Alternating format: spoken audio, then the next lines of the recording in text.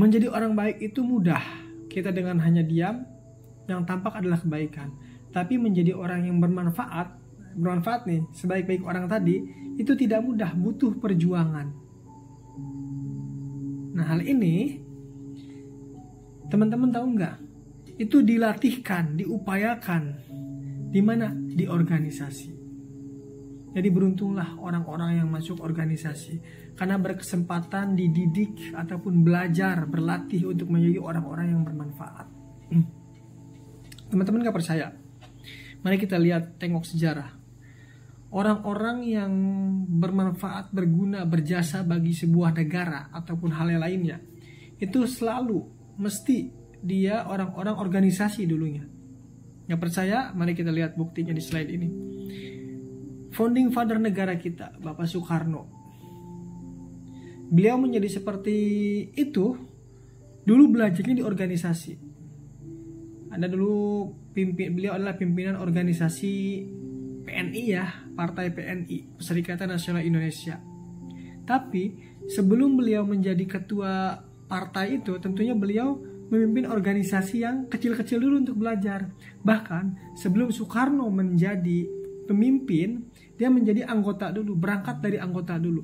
Karena saat kita menjadi anggota yang baik, itu adalah cikal bakal. Ketika dia menjadi pemimpin, menjadi leader, dia akan menjadi pemimpin yang baik. Karena belajar dulu tuh jadi anggota. Tuh, Pak Soekarno, Bapak Proklamator adalah orang organisasi. Bapak Hatta, wakil presiden pertama, sama. Beliau belajar di Perhimpunan Indonesia, dulu kan kuliah di Belanda ya. Masuk organisasi Perhimpunan Indonesia, salah satu pentolan di organisasi itu. Tapi sebelum di sana, boleh jadi Pak Hatta itu dulu belajar di organisasi yang kecil. Bahkan mungkin jadi anggota dulu. Saat menjadi anggotanya baik, belajar banyak, kemudian naik sampai menjadi wakil presiden. Ini orang organisasi, teman-teman. Ki Hajar Dewantara, sama terkenal ya, Taman Siswa, Ingar Sasung Tuludo, Ingadio Mangunkarso, Tuturi Handayani yang menjadi slogan pendidikan kita. Itu dipimpin oleh Ki Hajar Dewantara, organisasi Taman Siswa. Sebelum itu Ki Hajar Dewantara memimpin dulu organisasi yang lebih kecil, bahkan menjadi anggota dulu. Saat menjadi anggota itu anggotanya baik, belajar banyak, kemudian tingkat berkembang sampai menjadi Ki Hajar Dewantara yang sekarang, pahlawan Indonesia. Itu adalah orang organisasi. Jadi teman-teman nih, ketika suatu hari nanti ingin menjadi orang besar dan bermanfaat, belajar di organisasi dulu. Wajib masuk organisasi. Pelajaran pertama kita hari ini adalah orang besar yang bermanfaat selalu lahir dari organisasi. Pemimpin hebat berawal dari anggota yang hebat. Ya, teman-teman yang sekarang masih menjadi anggota, jadilah anggota yang baik.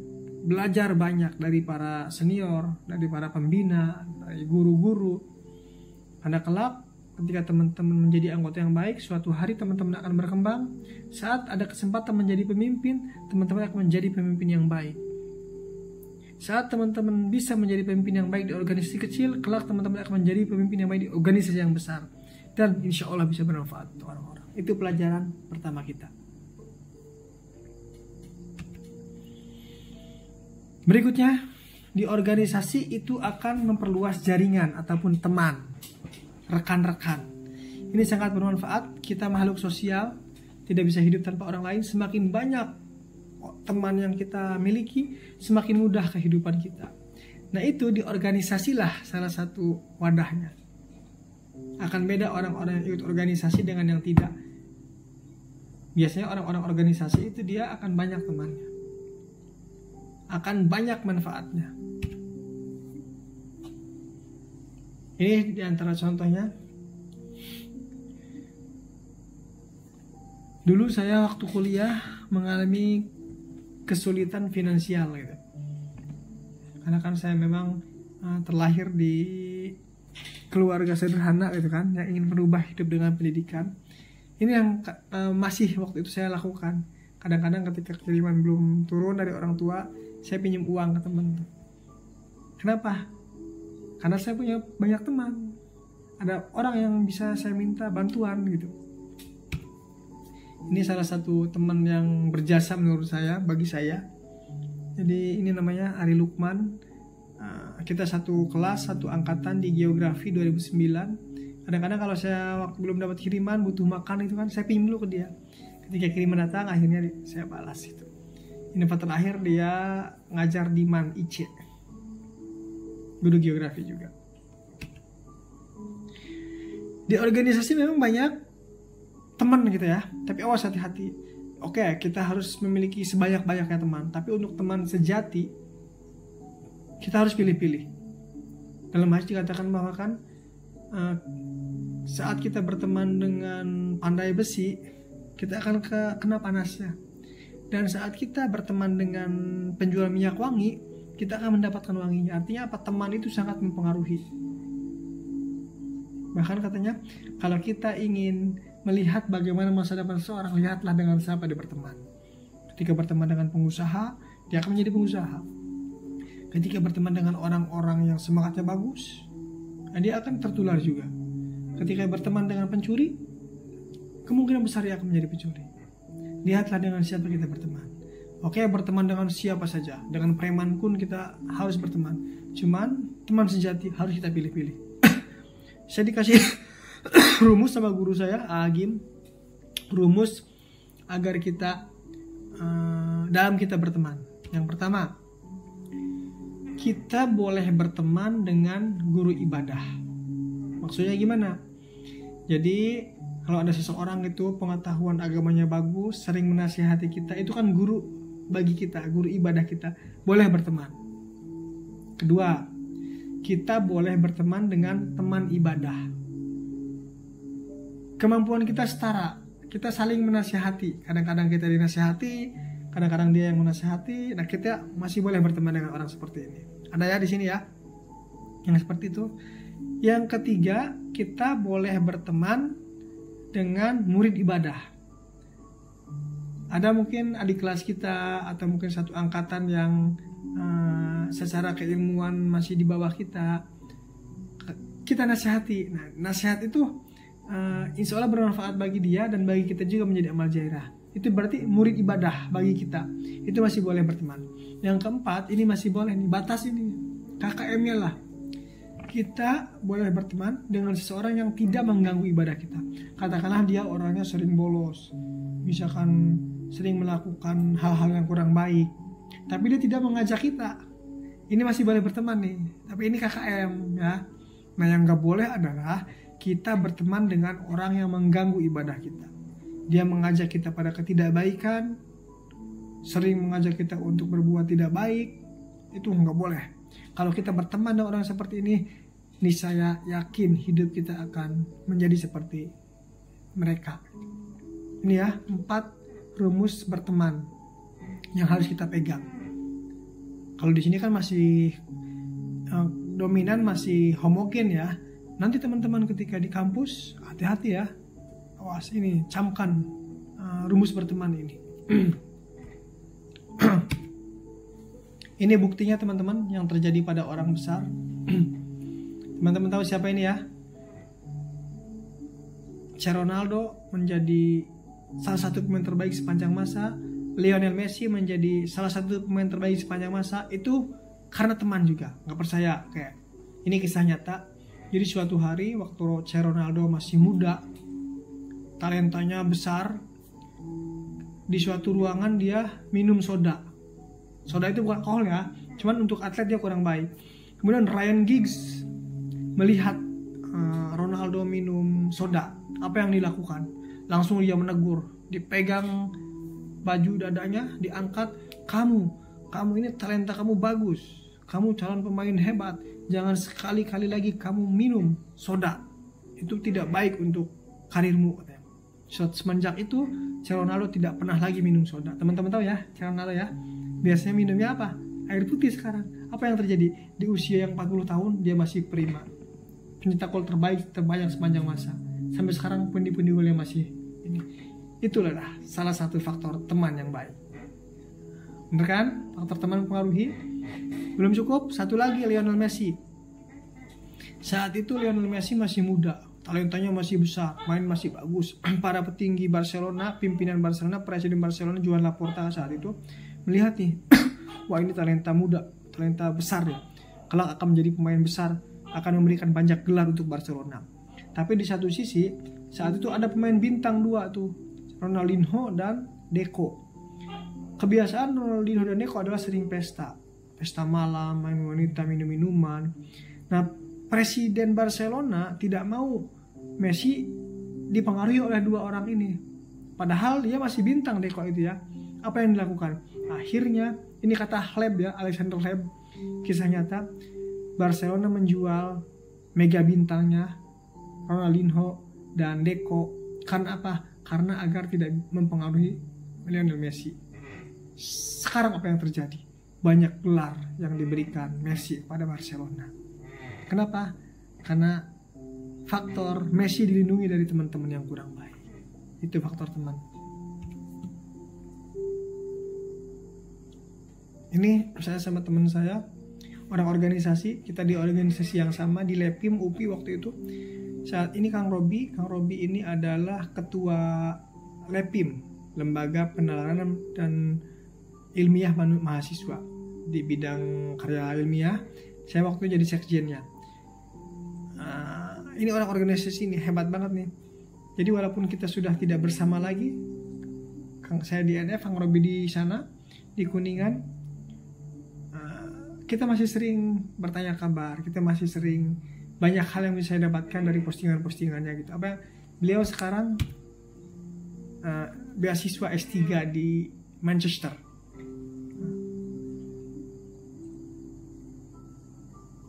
Masya Allah ya. Jadi walaupun kita sudah berpisah, tapi saya masih banyak belajar kepada beliau gitu. Kita dipertemukan di organisasi. Ini dulu nih teman-teman, saya sama Kang Robi waktu di organisasi yang sama 2012, berapa tahun lalu tuh. Ini saat kami ditunjuk menjadi pemateri. Kang Robi saat itu menjadi ketua Lepim, ngisi materi. Saya waktu sekjen ngisi materi juga. Nah ini Kang siapa lupa namanya, saya. Dia sekarang jadi dosen di UPI Bandung. Saya di NF, Kang Robi jadi dosen di Kuningan, di Siliwangi Tasik. Nah sekarang dia sedang menempuh S3. Ini juga saat itu ada acara kumpulan organisasi ilmiah mahasiswa berkumpul di Malang saat itu se-Indonesia. Alhamdulillah saya menjadi wakil UPI karena organisasi teman-teman. Saat itu saya sekjen Lepim, diutus mewakili UPI untuk hadir di acara ini, pengabdian pada masyarakat di Ranupane di kaki Gunung Semeru. Selama 1 minggu kita di sana pengabdian pada masyarakat. Saya belajar banyak hal pada teman-teman di organisasi. Saya akan cerita 2 orang teman-teman. Ada Kang Wahyudin sama Kang Ma'ruf M. Nur. Sampai sekarang saya masih stalking medsosnya. Karena ketika saya melihat beliau, orang-orang organisasi ini, banyak hal yang bisa saya dapatkan. Contohnya Kang Ma'ruf M. Nur. Setelah lulus S1 dia tidak kerja dulu. Apa yang dilakukan? Mengabdi ke kampungnya. Di kampungnya itu tidak ada sekolahan, teman-teman. SMP nggak ada. Banyak sampah di laut-lautan. Apa yang dilakukan? Dia ingin merubah dengan ilmu yang dia dapatkan di organisasi zaman mahasiswa dulu. Kemudian dia ingin menghilangkan sampah di kampungnya dan ingin membuat lembaga pendidikan. Apa yang dia lakukan? Dia membuat bimbel-bimbelan. Siapapun boleh belajar di tempat bimbelannya. Bayarnya bukan dengan uang, tapi dengan apa? Dengan sampah. Silahkan ambil sampah plastik, dibersihkan, dimasukkan ke botol. Setiap 3 botol akan dapat 1 tumbler dan gratis sekolah. Itu orang organisasi, Masya Allah. Berbuat untuk orang, menjadi orang yang bermanfaat. Kang Ma'ruf M. Nur. Orang organisasi dulunya. Ada Kang Wahyudin M.Y. Beliau dari Universitas Negeri Makassar. Saat itu sebagai ketua organisasi penelaran se-Indonesia, beliau ketuanya. Saya anggota waktu itu. Lulus dari UNM, beliau beasiswa ke Australia, Adelaide. University. Balik menjadi dosen. Di sela-sela menjadi dosen, beliau mengabdi di kampungnya. Setiap pada maghrib mengajar mengaji untuk orang anak-anak ini. Masya Allah, ini adalah orang organisasi. Biasanya orang organisasi rasanya beda, ingin mengabdi saja. Ya teman-teman harus belajar di organisasi. Ini juga teman organisasi saat saya menjadi pesantren mahasiswa di Darut Tauhid. Ini Mas Bayu, sekarang dia jadi dosen di UI di bagian vokasi. Ini Alawi sekarang jadi kepala sekolah SDIT di Bandung. Nah ini saya sekarang di Nurul Fikri. Ini saya waktu itu di organisasi mahasiswa ya. Saya jadi ketuanya. Setelah saya lengser, Mas Bayu yang jadi ketuanya. Ini kita sebelum keluar dari DT, kita berjanji tuh. Oke, ayo kita kumpul. Apa yang kita lakukan? Kita menulis 100 mimpi kita di sebuah kertas. Mimpi itu kita gulung, masukkan ke botol, botolnya tutup, kemudian kita simpan di UPI di suatu tempat yang hanya kita bertiga yang tahu. Saat itu ditanamnya botol itu tanggal 8 bulan 3. Jadi kita berjanji setiap tanggal 8 bulan 3, jika tidak halangan kita datang ke UPI Bandung, kita gali botol mimpi kita buka, mimpi yang sudah diwujudkan kita coret. Setelah itu kita tutup lagi, pendam lagi. Tahun depan kita tengok lagi. Ini Masya Allah ya, teman-teman organisasi di santri mahasiswa dulu. Itu teman-teman. Pelajaran kedua hari ini adalah di organisasi kita bisa menambah banyak teman. Carilah teman sebanyak-banyaknya. Itu akan mempermudah kehidupan kita. Tapi kita harus pandai memilih teman sejati. Karena teman itu akan mempengaruhi kehidupan kita. Ini pelajaran kedua.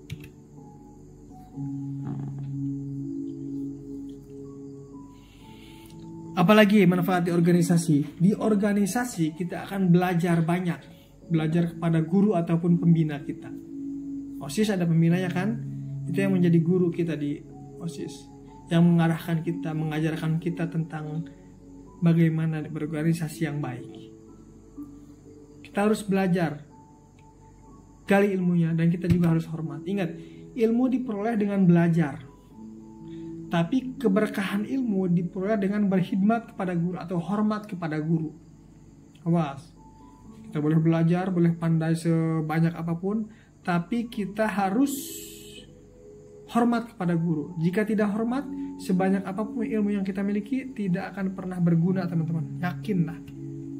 Saya saksi hidupnya, saya pernah menyaksikan hal ini. Saat di pesantren saya punya teman, sebut saja namanya Jabar. Jabar ini setiap kali ngaji hampir selalu tidur. Ini saya foto nih. Saya foto ketika lagi ngaji tidur, saya diam-diam foto gitu. Karena memang dia ada sedikit saja waktu ini ngaji dia tidur pasti. Bahkan kita ataupun guru-guru kita pun ini jadi apa nanti orang itu kan molor terus kerjanya. Tapi apa yang terjadi teman-teman sekarang? Semuanya pada aneh termasuk saya. Dia menjadi katakanlah orang luar biasa sekarang. Ikut organisasi di Bandung Barat di sana. Karirnya pesat naik lah. Setelah saya perhatikan apa yang membuat beliau seperti ini, ternyata walaupun zaman dulu beliau biasa-biasa saja keilmuannya, belajarnya, bahkan sering tidur, tapi dulu dia sering berkhidmat kepada guru. Jadi kerjaannya apa? Ketika mobil kiai diam tuh kan kotor, dia cuci setiap hari, setiap sore itu mobil kiai. Ketika kiai ada pengajian kemana gitu kan, dia nyetirin, dia berkhidmat kepada guru. Kemudian saya masih ingat saat itu guru saya bilang seperti ini, kelak karena kebaikan Jabar ini saya akan angkat dia dengan doa-doa saya. Masya Allah, doa guru itu ya. Padahal ilmunya biasa saja. Setiap ngaji tidur, tapi boleh dikatakan dia menjadi orang yang di antara orang yang paling sukses di angkatan kami saat itu. Ini buah dari khidmat kepada guru. Sejauh mana laku baikmu pada guru atau pada pembina, sejauh itu pula keberkahan ilmu yang akan kalian peroleh kelak. Pelajaran ketiga hari ini, kita harus hormat kepada guru atau pembina agar kita mendapatkan keberkahan ilmu.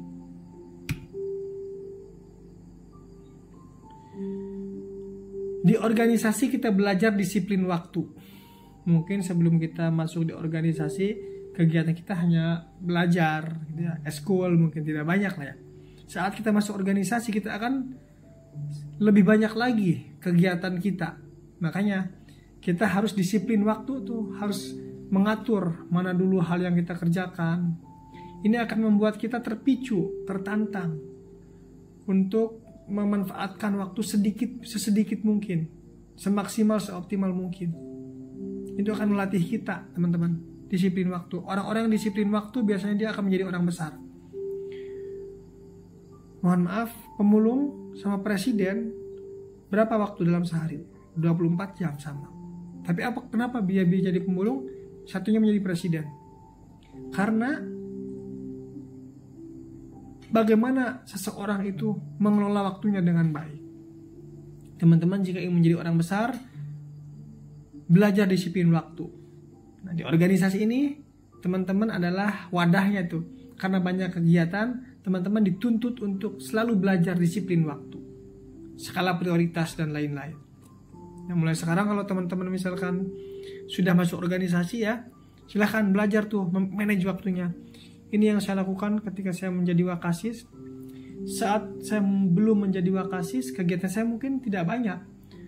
Setelah ditunjuk menjadi wakasis, itu semakin seabrek kegiatan tuh. Akhirnya apa yang saya lakukan? Saya mulai membuat to-do list. Ternyata ini saya rasakan banyak manfaatnya, teman-teman. Saat saya tidak membuat to-do list, itu besoknya saya bingung mau ngerjain apa. Akhirnya apa yang dilakukan? Kadang-kadang kita karena bingung itu mau ngerjain apa, bingung. Ya, bengong gitu, tidak produktif. Teman-teman coba buat ini ya. Ini contoh nih.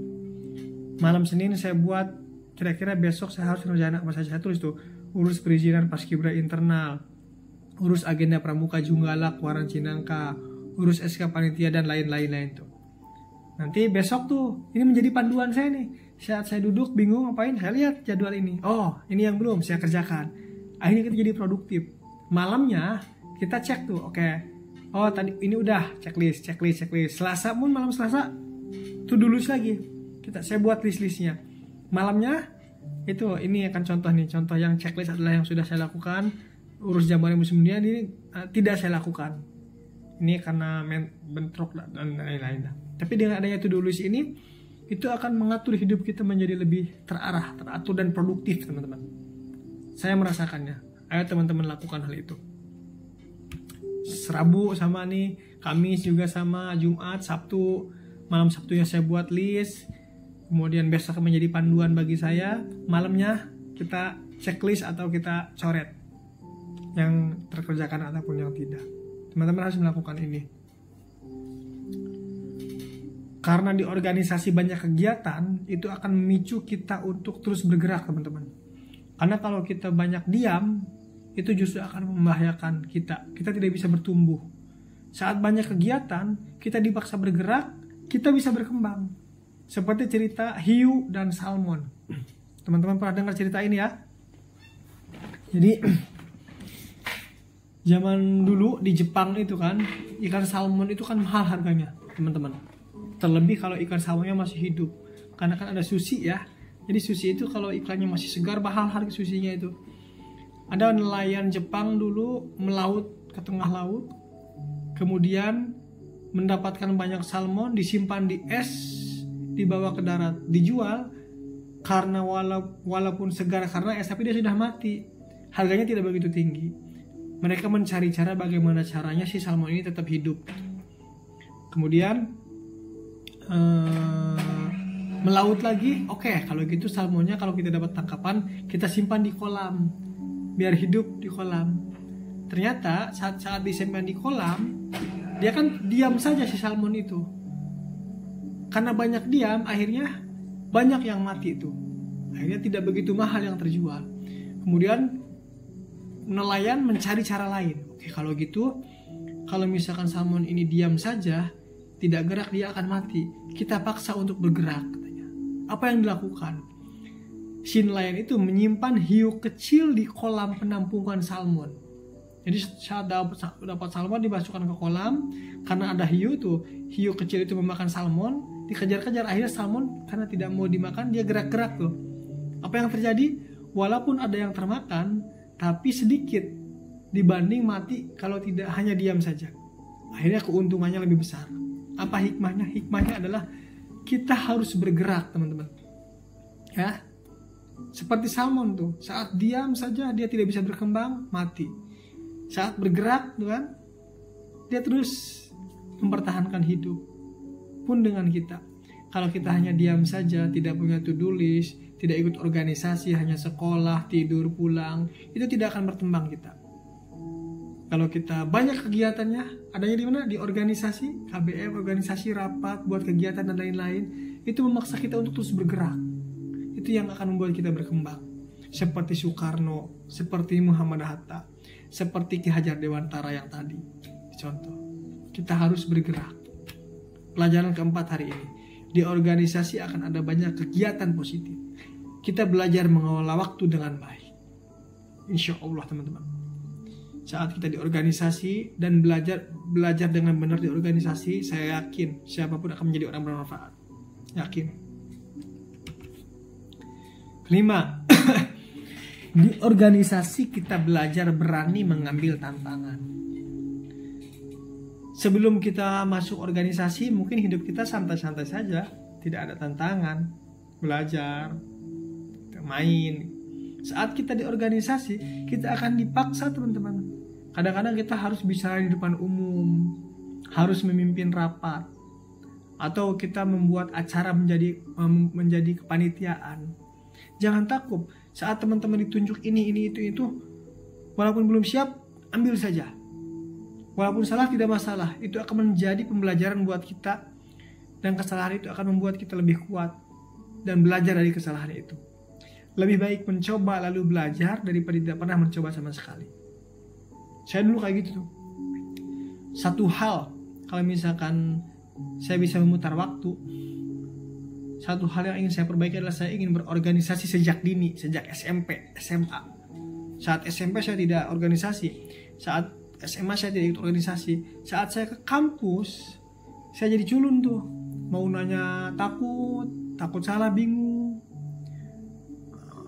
Bicara di depan umum nggak berani. Saya pikir masa hidup saya kayak gini aja, saya nggak akan berkembang. Akhirnya saya saat itu langsung masuk 6 organisasi untuk belajar gitu, karena ingin belajarnya. Saat masuk organisasi saya akhirnya mau tidak mau tuh harus belajar berbicara, belajar kadang-kadang memimpin rapat. Semakin sering kita belajar bicara di depan umum, semakin tangguh mental kita. Semakin sering kita memimpin rapat, semakin tangguh mental kita. Semakin sering kita menjadi kepanitiaan, semakin tangguh mental kita. Itu yang akan membentuk kita, membuat kita berkembang, bertumbuh, menjadi orang yang insya Allah bermanfaat. Tuh, kuncinya adalah ambil tantangan itu. Kemarin saat saya ditunjuk menjadi Wakasis, dalam hati saya, berat banget nih. Pasti banyak kegiatan, banyak ini, banyak itu, jadi ini, jadi itu. Waktu saya akan sedikit. Tapi saya mikir lagi, wah justru mungkin ini banyak kegiatan positif itu yang akan membangun saya menjadi orang yang bertumbuh lagi. Akhirnya alhamdulillah, akhirnya saya terima. Dan alhamdulillah memang saya rasakan capek iya, kegiatan banyak iya. Tapi saya belajar banyak di sana. Yang insya Allah membuat saya lebih kuat lagi mentalnya. Lebih insya Allah banyak belajar, terpaksa belajar gitu kan. Akhirnya kita terus bertumbuh. Itulah organisasi, teman-teman. Di organisasi kita akan banyak tugas, lakukan saja. Kita akan banyak kenal dengan orang-orang hebat insya Allah. Itu di organisasi, teman-teman. Kita akan sering kadang-kadang tunjuk menjadi pemateri, bertemu dengan orang ini, orang itu.